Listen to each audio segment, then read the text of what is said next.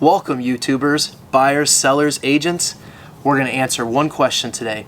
What do I need to do to get my home ready to list? Well, now's a great time to get started, so let's answer that question right now.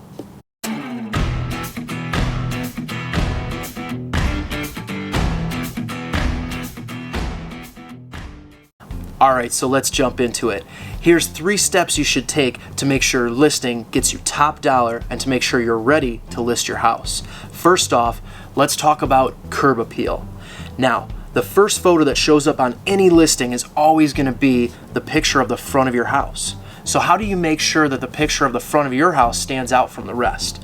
Well, here's how you do it. First off, we need to make sure that the yard is clear, clean of debris.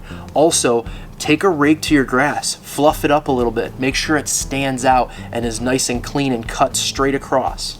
If there's no grass and you've got snow, try to make sure the snowbanks are leveled off so that they don't stand out as much. And if we can find a photo of your home earlier with some grass in it, that would definitely be ideal as well. Next, you're going to want to make sure that you paint anything that needs touch-ups, whether that's the moldings around the windows or anything, the gutters, the front door, all that stuff should be cleaned up and freshly painted so that when we take that photo, nothing bad stands out and everything good does. Step 2 is really important. We need to declutter, clean, depersonalize, and stage your home for listing.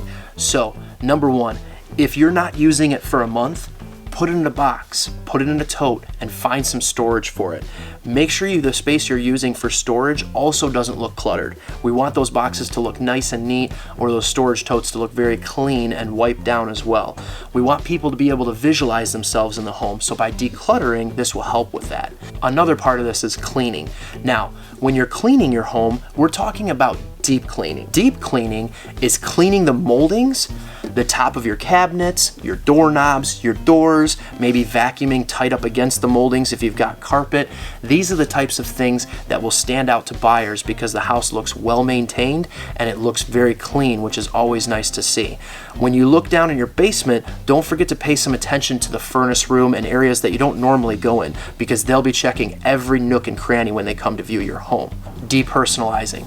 If you're going to depersonalize your home, that means taking out photos of your family and yourself. Here's the reason why. We want buyers to come into your home and picture it as their home. We want them to view themselves in the home and see what everything would look like. It's a little harder for them to do that if they see a bunch of family photos of yours. Now, this doesn't mean you need to take down every family photo, but maybe pick your favorite 2 and leave those up while you take the rest of them down and put up artwork instead.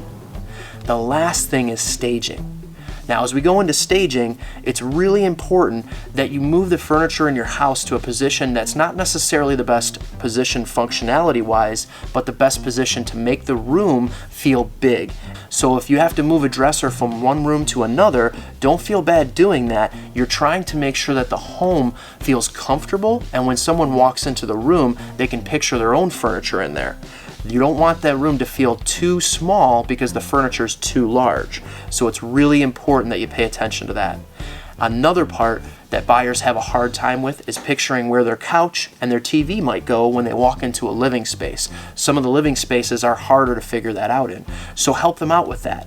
Put your TV in a good spot, put your couch in a good spot to really show them what the room could look like. Step number 3 is super important. We need to make sure the rooms in your home are painted a neutral color. Now, if they're already painted a neutral color, that's great. That means you have less work to do, but you still want to go around and make sure you touch up any scuff marks or any extra wear that you might see in the home. This is also important with moldings and doors. Anything that needs a fresh coat of paint, make sure you touch it up and make sure you paint it so that it pops when your buyers come through. Another thing to consider is replacing the light switches and the outlets. Also, the covers. This will definitely make your house pop when a buyer walks through and everything looks very consistent. All the light switches are the same, all the outlets are the same, all the covers look clean and crisp. This is how we're going to stand out from the rest of the competition and make sure we get you top dollar for your listing. Now that's 3 great steps you can take to make sure you're ready to list your home and get top dollar for that listing. If you like that video, please hit the like button down here. Also, if you want to see the latest videos on tips, tricks, and trends in real estate, don't forget to hit the subscribe button down below and hit the bell to make sure you turn on the notifications. This is Greg, your go-to guy, signing off.